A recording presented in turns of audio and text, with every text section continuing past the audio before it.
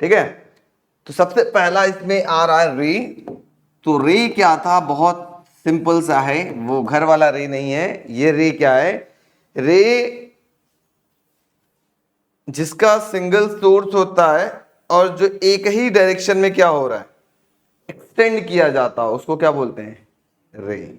और लाइन क्या होता है, जिसको हम इधर से भी बढ़ा सकते हैं और इधर से भी एक्सटेंड कर सकते हैं, बोथ डायरेक्शन में हम एक्सटेंड कर सकते हैं, उसको हम बोलते हैं लाइन। तो इस चैप्टर में दो चीजें आपको दिखाई देंगी, रे दिखाई देंगी, लाइन दिखाई देंगी और डॉटेड लाइन दिखाई देंगी। ठीक है, डॉटेड लाइन दिखाई दे रहा है, इसका मतलब आप समझ लीजिएगा, आप उसको क्या कर रहे हैं, इमेजिन कर रहे हैं, कल्पना कर रहे हैं, काल्पनिक।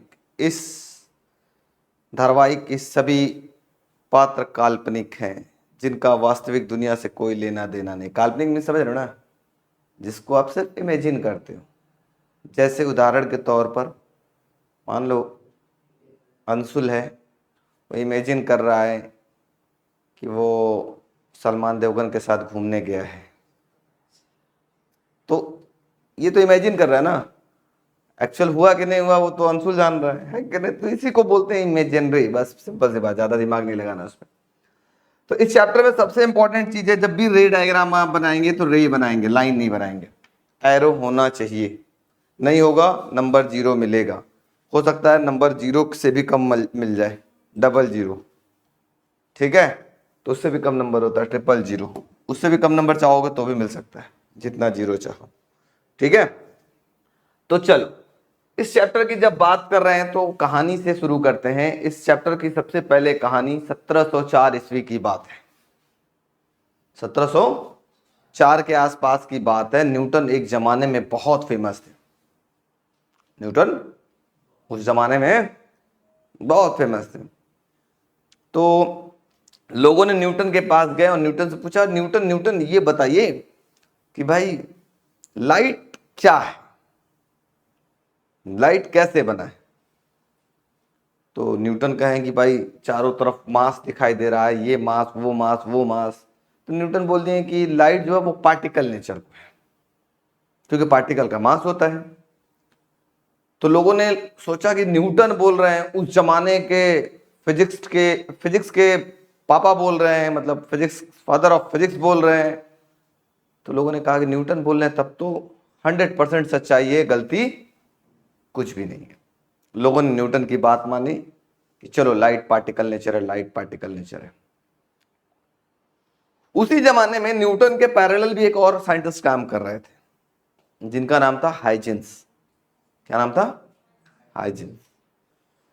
हाइगन्स कुछ लोग बोलते हैं, कोई हाइजेंस बोलते हैं, कोई हाइगन्स बोलता है। तो हाइगन जनरली उसका प्रोनाउंसिएशन हाइगन ही है, ठीक है। तो हाइगन जी ने बताया, कुछ लोग हाइगन के पास भी पहुंचे, बताओ बताइए हाइगन जी लाइट कैसा। न्यूटन तो कह रहे पार्टिकल है। तो हाइगन जी के बाद, न्यूटन पगला है, उसको कुछ आता जाता नहीं, लाइट तो वेव नेचर को शो करता है। ले भाई साहब, न्यूटन भी प्रैक्टिकली कुछ नहीं बता पाए थे, हाइगेंस भी प्रैक्टिकली कुछ नहीं बताए। दोनों ने थियोरेटिकली बताया कि ये, उन्होंने बोल दिया पार्टिकल नेचर मास है, तो इन्होंने बोला वेव नेचर है। अब भैया एक बवाल खड़ा हुई। लेकिन फेमस कौन था, न्यूटन थे। ग्रेविटेशन का बताया था, ग्रेविटी बताया था, बहुत कुछ उस जमाने में बता दिया था। तो लोगों को विश्वास किस पे ज्यादा होगा, न्यूटन पे। तो न्यूटन की थ्योरी लगभग 100 सालों तक चली, particle nature particle nature particle nature. हाइगन को लोग भूलने लगे थे कि हाइगन ने भी कोई थ्योरी दिया था। उसके बाद एक और साइंटिस्ट आए, जिनका नाम था मैक्सवेल। मैक्सवेल जी ने क्या बोला, लाइट इलेक्ट्रोमैग्नेटिक इन नेचर है। मतलब अल्टीमेटली उन्होंने भी बताया कि वेव नेचर ही है। इलेक्ट्रोमैग्नेटिक क्या है, इलेक्ट्रोमैग्नेटिक वेव ही तो था। उन्होंने बोला कि लाइट इलेक्ट्रोमैग्नेटिक इन नेचर, मतलब अभी इससे पहले वाले चैप्टर में हम लोगों ने पढ़ के आया था कि जो ईएम वेव था वो भी लाइट के स्पीड से ट्रेवल करता था, इट मींस वो भी लाइट है कि नहीं। तो उन्होंने बताया कि लाइट ईएम वेव है, इलेक्ट्रोमैग्नेटिक इन नेचर है, इलेक्ट्रोमैग्नेटिक नेचर को फॉलो करता है। अब लोगों के दिमाग में और दिमाग खराब कि भैया न्यूटन की सुने कि हाइगन्स की सुने कि मैक्सवेल की सुनिए। अब लोगों में थोड़ा थोड़ा एक कंफर्मेशन आने लगा किसके प्रति, हाइगन्स के प्रति, क्योंकि ये भी वेव बोल रहे थे, ये भी वेव बोल रहे थे। अकेले बोलने वाले पार्टिकल कौन थे, न्यूटन थे। ले भाई साहब हुई बवाल, किसकी बात माना जाए। अभी तक तो फिजिक्स के पापा बोल रहे थे, अब साइंस के पापा घुस गए। Who is known as the father of science, Albert Einstein. शायद 1921 में नोबेल प्राइज मिला था आइंस्टीन को, एग्जैक्ट हाँ शायद 1921 ही था। और उन्होंने बोला जो लाइट है वो पार्टिकल नेचर शो करता है। और बवाल खड़ा हो गया, दोनों पापा बोल रहे हैं पार्टिकल नेचर, दोनों इधर उधर वाले बोल रहे हैं कौन सा नेचर, वेव नेचर। दिमाग खराब, किसकी बात सुने, किसकी बात सुने, किसकी बात सुने। लड़ाई झगड़ा द्वंद्व युद्ध होता ना, एक सही बोल दे दूसरा गलत बोल दे, या एक बोल दे कुछ और दूसरा बोल दे कुछ और, तो क्या बोलते हैं, आरोप प्रत्यारोप लगते रहता है कि वो उसको बोलेगा गलत, वो उसको बोलेगा सही, वो उसको, ये चलता रहा। चलते चलते चलते चलते चलते चलते चलते चलते चलते चलते चलते बहुत सारा विवाद जब बन गया, तो एक और भाई साहब पैदा हुए, अच्छे साइंटिस्ट, जिनका नाम था डी ब्रॉगली। उन्होंने बोला न्यूटन भैया आप अपने जगह सही हैं, हाथ जोड़ करके, हाइजेंस भैया आप अपने जगह सही है, मैक्सवेल जी आप अपने जगह सही है, न्यूटन आइंस्टीन जी आप अपने जगह सही है। जो मूविंग मटेरियल पार्टिकल्स होता है, sometime it shows particle nature and sometime it shows wave nature, that is why light shows dual nature ना। लाइट डुअल नेचर को शो करता है, उन्होंने बताया कि लाइट पार्टिकल नेचर को भी शो करता है और वेव नेचर को भी शो करता है। अब लोगों का कंफ्यूजन खत्म किया किसने, डी ब्रॉगली ने। तो डुअल नेचर मतलब समझ में आया, जैसे तुम लोग का दिमाग होता है, स्टूडेंट इज कंप्लीटली, स्टूडेंट का जो नेचर होता है वो कंप्लीटली डुअल नेचर होता है। पूछो कैसे, कैसे, जैसे मान लो चंदन सर खड़े हैं, चंदन सर के सामने कहेंगे गजब सर आपसे बेहतरीन तो फिजिक्स कोई पढ़ा ही नहीं सकता, एकदम बेहतरीन।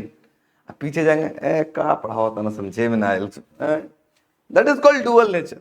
ऐसा होता है ना, सर के मुंह पे तारीफ कर दो और जा बढ़िया तो नंबर मिल जाएगा, और पीठ पीछे चलते रहे कुछ भी, that is called dual nature. समझ में आया, इसमें बहुत सारे भी होंगे डुअल नेचर वाले बच्चे होंगे। तो लाइट का डुअल नेचर के बारे में किसने बताया था, किसने बताया था, डी ब्रॉगली जी ने बताया था। ठीक है, एक छोटी सी स्टोरी थी, आपको समझ में आ गया होगा। इस स्टोरी से क्या आपको शिक्षा मिली, लड़ाई झगड़ा नहीं करना चाहिए, है ना, लड़ाई झगड़ा नहीं करना चाहिए। वीडियो आप लोगों को क्या शिक्षा मिली जल्दी बताया तो आप लोग। रिफ्लेक्शन ऑफ लाइट क्या होता है, बड़ा सिंपल सा आप लोग जानते होंगे। आपके सामने मिरर रखा हुआ है, आप टॉर्च जलाते हैं, लाइट एयर से गई टकरा के वापस एयर में आ गई, इसको क्या बोलेंगे, reflection of light. Bounce back, bounce back समझ रहे हो, टकराया वापस उधर ही आ गया जिधर से गया था, है ना, सेम मीडियम में आ गया, इसी को हम लोग क्या बोलते हैं, रिफ्लेक्शन ऑफ लाइट। तो what is reflection of light, bouncing back of light into the same medium is called reflection of light. ठीक है, अब थोड़ा सा रिफ्लेक्शन का एक एग्जांपल दिख रहा है भाई साहब यहाँ, ये आप लोग बचपन में किए होंगे, अभी भी करते हैं, स्कूल में कभी आपके घड़ी पे लाइट आता है तो इधर उधर चमकाते हैं, किसी के आंख पर किसी के नाक पर, ऐसा करते हैं कि नहीं करते हैं, ऐसा करते हैं बचपन में। ये देखो भाई साहब ऐसा है, मिरर लगा करके ऐसे फोकस कर रहे हैं, तो ये क्या हुआ, लाइट, ये इंसिडेंट रे हुआ और ये क्या कहलाएगा, रिफ्लेक्टेड रे। ठीक है, इस फिनोमिना को हम लोग क्या बोलते हैं, reflection of light. Reflection of light is a very important role, play very important role in our life. अगर ये पंखा दिख रहा है तो कैसे दिख रहा है, ये लाइट उसके ऊपर पड़कर मेरे आंखों पर रिफ्लेक्ट हो रही है तभी ये दिखाई दे रहा है। मैं आपको दिख रहा हूं, लाइट मेरे ऊपर पड़ करके आपके आंखों पर जा रहा तभी मैं आपको दिख रहा हूं। अगर मैं कोई ऐसा सूट पहन लेता, लाइट आता, मैं पूरी की पूरी लाइट को एब्जॉर्ब कर लेता, रिफ्लेक्ट करता ही नहीं, तो मैं आपको नहीं दिखाई देता, मैं हो चुका होता मिस्टर इंडिया अनिल कपूर, है कि नहीं। तो ऐसा पॉसिबल है, कैसे बाद में देखेंगे। ठीक है, तो देखो क्या होता है, अब जो सोर्स से लाइट निकलेगी, बच्चों थोड़ा ध्यान समझने का प्रयास करिएगा, जो सोर्स से लाइट निकलेगी उस लाइट का नाम क्या होता है आपके पास, इंसिडेंट रे। कहां गया, आ गया ऊपर,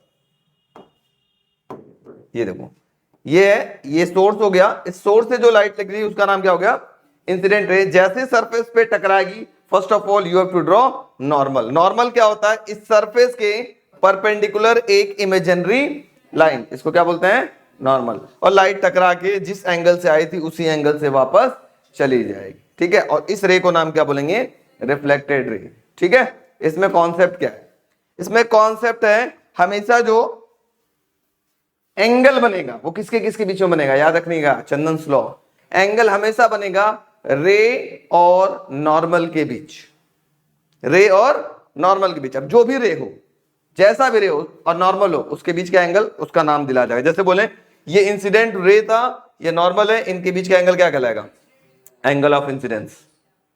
उसी तरीके से ये नॉर्मल है और ये रिफ्लेक्टेड रे है, इनके बीच का एंगल क्या कहलाएगा, एंगल ऑफ रिफ्लेक्शन, ठीक है। अगर मान लो तो कोई इमरजेंट रे होता, इमरजेंट रे और नॉर्मल होता, उनके बीच का एंगल क्या कहलाता, एंगल ऑफ इमरजेंस। अगर कोई रिफ्रैक्टेड रे है और ये नॉर्मल होता तो ये एंगल क्या कहलाता, एंगल ऑफ रिफ्रैक्शन। तो हमेशा जो एंगल बनेगा किसके किसके बीच में बनेगा, नॉर्मल और रे के बीच में। तो हम लोग पूरे चैप्टर में इसका कॉन्सेप्ट यूज करेंगे, केवल कॉन्सेप्ट याद रखोगे, पूरा डायग्राम अपने आप बनेगा। क्लास 10 में हमने डायग्राम पढ़ा था 6 कॉन्वेक्स लेंस का और 6 कॉनकेव मिरर का, 2 कॉनकेव लेंस का और 2 कॉन्वेक्स मिरर का, बस इतने में आपका पेट भर गया था ना। यहां इतना आएगा, इतना आएगा, इतना आएगा, इतना आएगा कि पेट भरेगा ही नहीं, हर चीज में फिगर। और फिगर कैसे याद होगा, मैंने बोला एक एक कॉन्सेप्ट याद रखो। पहले एंगल कैसे बनाते हैं याद हो गया, नॉर्मल और रे के बीच का एक कॉन्सेप्ट याद हो गया। अलग ऐसे ऐसे बहुत सारे कॉन्सेप्ट रहेंगे, बीच बीच में बताते रहेंगे और पूरा डायग्राम अपने आप याद हो जाएगा, रटने की जरूरत नहीं होगी, आप अपने आप बनाओगे, मुझे मेरे बगैर, मेरे हेल्प की जरूरत भी नहीं होगी, आप पूरा बना लोगे, अपने से बनाओगे, देखना। क्लियर हो गया यहां तक? तो चलो फटाक से लिखते हैं हेडिंग, रिफ्लेक्शन ऑफ लाइट। चलिए फटाक फटाक लिखिए, reflection of light. The bouncing back of light, the bouncing back of light into the same medium is called reflection of light. The bouncing back of light into the same medium is called reflection of light. इसको सिर्फ समझना है, आपने थोड़ा बहुत 10th में देखा था। ये रिफ्लेक्शन 2 टाइप्स के होते हैं बच्चों ना, बस ये समझिए, इसको लिखिएगा नहीं। एक होता है रेगुलर रिफ्लेक्शन एंड दूसरा होता है इरेगुलर या डिफ्यूज रिफ्लेक्शन जिसको हम बोलते हैं, ठीक है। रेगुलर रिफ्लेक्शन क्या होता है कि अगर कोई रिफ्लेक्शन किसी स्मूथ सरफेस से हो रहा हो, मान लो ये मिरर एकदम प्लेन मिरर, पैरेलल लाइन आई ना, पैरेलल लाइन आई, आफ्टर रिफ्लेक्शन वो पैरेलल ही चली गई, देखो, तो इस टाइप के रिफ्लेक्शन को क्या बोलेंगे, रेगुलर रिफ्लेक्शन, ठीक है। इसका सरफेस कैसा था, इसका सरफेस था स्मूथ। अगर रिफ्लेक्शन स्मूथ सरफेस से हो रहा है तो इस टाइप के रिफ्लेक्शन को बोलते हैं रेगुलर रिफ्लेक्शन, बस नॉलेज के लिए याद रखिए। और अगर रिफ्लेक्शन किसी रफ सरफेस से होता है, देखो ये रफ सरफेस है, ठीक है, कैसे सरफेस है, रफ सरफेस से हो रहा है, मींस आई तो पैरेलल, आई तो पैरेलल, क्या गई पैरेलल नहीं, ये इधर, ये इधर, ये इधर, ये इधर, ये इधर, ऐसे जाएगी, तो that type of reflection is known as irregular reflection. याद हो गया, ठीक है, ज्यादा दिमाग नहीं लगाना। अब दिमाग क्या लगाना इसमें, रिफ्लेक्शन किसी भी टाइप का हो, लॉ ऑफ रिफ्लेक्शन जो भी हम लोग नेक्स्ट पढ़ने जा रहे हैं वो दोनों में फॉलो होता है। मेरी बात समझ रहे हैं, रिफ्लेक्शन किसी भी टाइप का हो, आइदर रेगुलर रिफ्लेक्शन हो या इरेगुलर रिफ्लेक्शन हो, लॉ ऑफ रिफ्लेक्शन दोनों केस में फॉलो होगा, ओबे होगा, ठीक है। अब क्या कहता है लॉ ऑफ रिफ्लेक्शन, थोड़ा समझने का प्रयास करते हैं। हमारे पास 2 लॉ होते हैं, ठीक है, लॉज ऑफ रिफ्लेक्शन में 2 लॉ होते हैं, शायद आपने पढ़ा होगा। पहला लॉ क्या बोलता है, बहुत सिंपल सा लॉ है, ये देखो बच्चों, पहले याद रखो ये क्या है, ये अगर एक्स एक्सिस बोलो, इसको अगर आप एक्स एक्सिस बोलो या वाई बोल लो, मान लो वाई बोल लो, चलो क्या बोलोगे इसको, वाई, इसको वाई बोल लो, तो ये कौन सा एक्सिस होगा, एक्स होगा, होगा। तो ये क्या कहलाएगा, जल्दी बताओ, एक्स वाई प्लेन कहलाएगा, यस नो, तो याद रखिएगा ये एक प्लेन है। तो लॉ ऑफ रिफ्लेक्शन क्या बोलता है, थोड़ा ध्यान समझिए, कहता है इंसिडेंट रे मतलब ये, ठीक, रिफ्लेक्टेड रे मतलब ये, एंड नॉर्मल मतलब ये, at a point of incidence, point of incidence का मतलब जहां तीनों मिल रहे हैं, ये P एट पॉइंट P, इसका प्लेन क्या है? सेम है, all lie in the same plane. इसका प्लेन क्या है? देखो इसका भी प्लेन क्या है? X Y. इसका भी प्लेन क्या था? X Y. इसका भी प्लेन क्या था? X Y. सबका प्लेन क्या है? जहां सब तीनों मिल रहे हैं, same plane, all lie in the same plane. याद हो गया? बहुत लोग क्या बोलते हैं, कहां गड़बड़ कर देते हैं, बहुत लोग की गड़बड़ी होती है, incident ray, normal, reflected ray, ये नहीं बोलते हैं, वो बोलते हैं all lie in the same plane. क्या सही है क्या? इंसिडेंट रे हवा में था, ये भाई साहब हवा में था, ये हवा में था, प्लेन कहां सबका एक होगा? जहां तीनों मिलेंगे उनका प्लेन क्या होगा? सेम होगा। ठीक है, याद हुआ? और दूसरा लॉ तो बड़ा सिंपल है, जिस एंगल से ये आया, सपोज करो अगर रे 30 डिग्री से आया तो आफ्टर रिफ्लेक्शन किससे जाएगा? 30 डिग्री से चला जाएगा। अगर 40 से आया तो 40 से जाएगा, 50 से आया तो 50 से जाएगा, 60 से आया तो 60 से जाएगा। It means angle of incidence is always equal to angle of reflection. बात समझ में आ गई? Yes no? तो लिखिए heading, laws of reflection of light, laws of reflection of light.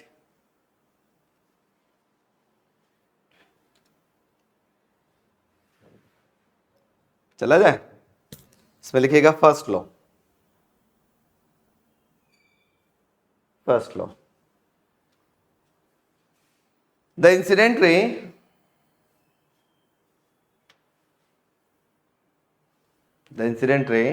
comma normal and reflected ray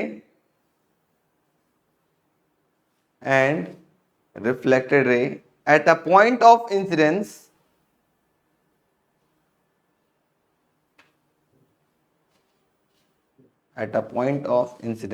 all lie in the same plane. At a point of incidence all lie in the same plane. Second लिखिएगा,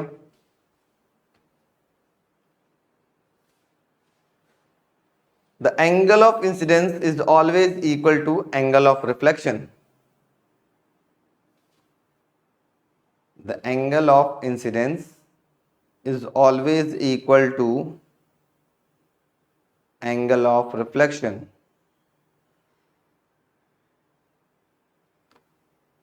That is angle I is equal to angle R. में image, types of images. Image दो types के आपके पास होते हैं, एक होता है real image. What is real image? The image which is obtained on a screen is known as real image. ऐसा इमेज जो स्क्रीन पे बन रहा हो, ऐसे इमेज को क्या बोलेंगे?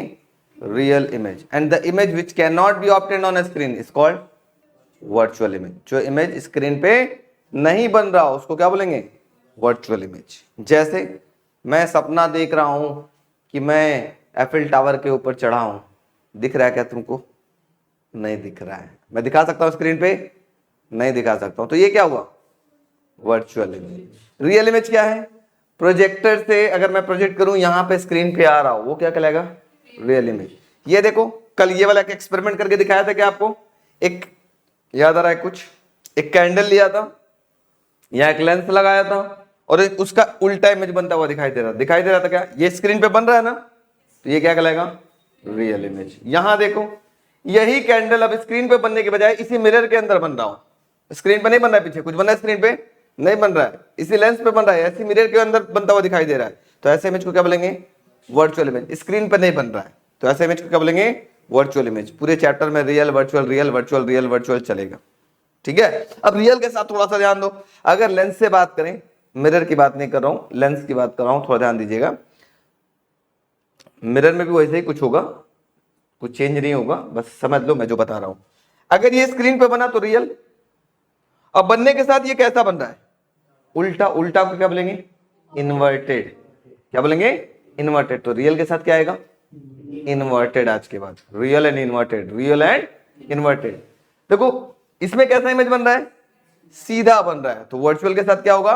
इरेक्ट, इरेक्ट मतलब होता है सीधा, ठीक, इरेक्ट मतलब सीधा, virtual erect, real inverted, virtual erect, real inverted. Dance करते रहे वैसे से। वो कौन सा डांस होता है ना आजकल, पॉप अप डांस, कौन सा डांस होता है जी, पता नहीं, कुछ इस टाइप का डांस है, ऐसे खाली हाथे खड़ा रहेगा, इधर उधर हाथ उधर डुलाएगा ऐसे ऐसे डिजाइन में, वो डांस नहीं होता है, वैसा ही कुछ यहाँ होता है। उल्टा हो गया तो इन्वर्टेड, हाथ सीधा हो गया तो, अरे तुम इमेज बनाते जाओ ऐसे, देखो ये भी एक तरीके का डांस होगा, इसको कहते हैं मिरर डांस, लेंस डांस, है कि नहीं, सीधा तो इरेक्ट, उल्टा इन्वर्टेड, याद हो गया, सिंपल सी बात है ना। इन्वर्टेड के साथ रियल, इरेक्ट के साथ वर्चुअल, याद हुआ।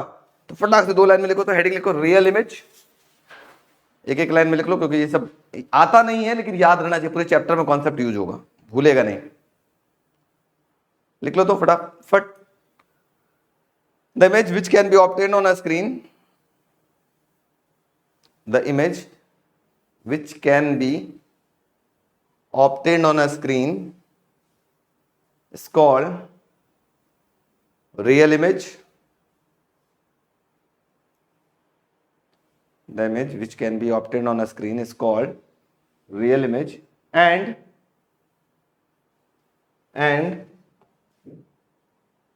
the image, sorry, next heading लिखना virtual image,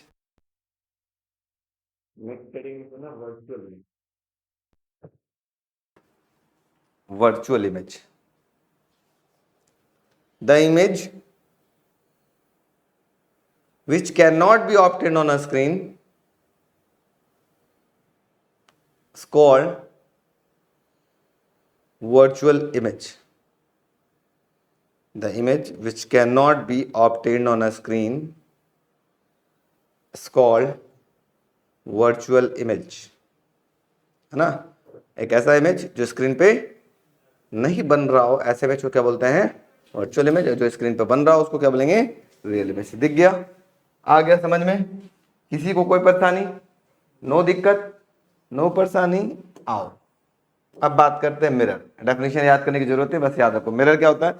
अब mirror is a reflective surface that bounces off light producing an either real और रियल इमेज और वर्चुअल इमेज। एक जिसके तरफ एक साइड पॉलिश होता है, वो लाइट को एक मीडियम से दूसरे मीडियम, मतलब एक जिस मीडियम से आया उसी मीडियम में वापस बाउंस बैक कराने का काम करता है, उसको क्या बोलते हैं, मिरर बोलते हैं। ठीक है, मिरर 2 टाइप्स के होते हैं, कौन कौन से होते हैं, plane mirror and spherical mirror. याद हो गया।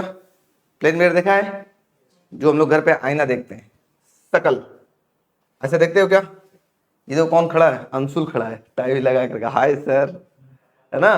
तो इसको इतना पतला नहीं हो तुम, ऐसे ही हो यार एकदम। अच्छा मयंक है, मयंक मरगंडे।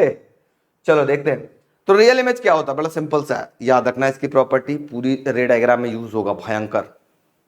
ठीक है, प्रॉपर्टीज क्या बोलते हैं, ध्यान से सुनते हैं। रियल इमेज, थोड़ा सा ध्यान देते हैं। ये हो गया मान लो आपके पास प्रिंसिपल एक्सिस, ठीक है, यहां हो गया मयंक खड़ा ऐसे। जितना बड़ा मयंक है उतना बड़ा मिरर के अंदर उसका इमेज दिखाई देगा। ऐसा होता है क्या, मिरर के सामने खड़े जाओ, अंदर जो इमेज दिखाई देता है वो भी उतना ही हाइट का होता है जितना हाइट मेरा है। इट मींस पहला प्रॉपर्टी क्या हो गया, height of object is equal to what, height of image. तो पहला प्रॉपर्टी हो गया same size as object, means height of object is equal to height of image. याद हो गया, यस नो।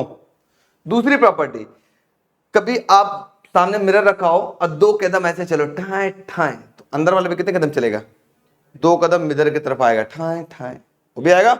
तुम 1 कदम और आगे बढ़ो, वो 1 कदम और आगे बढ़ेगा। ऐसा होगा क्या, इट मींस मिरर से जितने दूरी पर तुम खड़े हो, ऑब्जेक्ट जितने दूरी पर है, उतने ही दूरी पर अंदर कौन बन रहा है, image. It means distance of object from the mirror is equal to distance of image from the mirror, दोनों क्या होंगे, इक्वल होंगे। तो नेक्स्ट होगा यही है, distance of object from the mirror is equal to distance of image from the mirror. ठीक है, next point, next point, image form by the plane mirror is virtual and erect. कभी भी plane mirror को ले लो और एक candle ले लो, जला के ऐसे ऐसे फोकस करो, कैंडल वहां स्क्रीन पे बनता हुआ नहीं दिखाई देगा, प्लेन मिरर तो नहीं दिखाई देगा, लेकिन वही मिरर कॉनकेव हो जाए ना तो दिखाई देगा। मैं आपको लाइव करके दिखाऊंगा कल, ठीक है। प्लेन मिरर तो नहीं होगा, क्यों नहीं होगा, क्योंकि इमेज मिरर के अंदर ही बनेगा, स्क्रीन पे नहीं फॉर्म होगा। तो नेचर कैसा होगा बच्चों? स्क्रीन पर नहीं फॉर्म हो रहा तो कैसा होगा? Virtual and erect. ठीक है, next point, mirror the image formed by the plane mirror is laterally inverted. Laterally inverted मतलब समझ रहे हो? ये देखो, ये हम है, सपोज करो हम ही खड़े हैं, ये मेरा कौन सा हैंड है?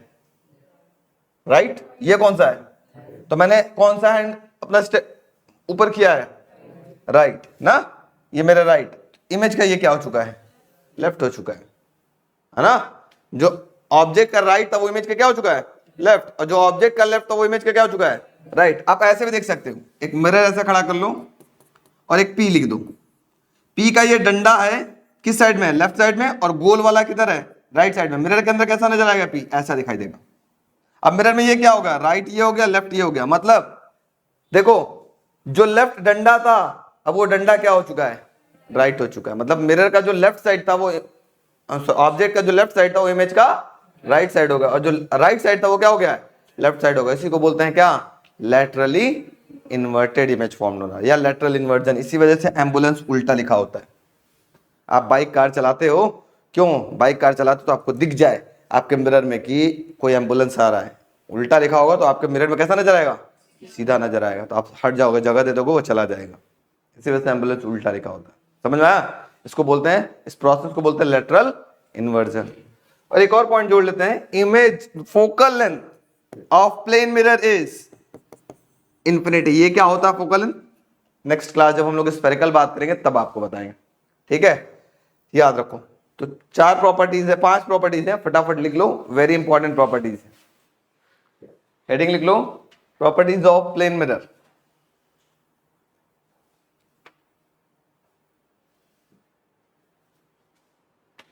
पहला देख के लिख लो फटाफट, झटपट।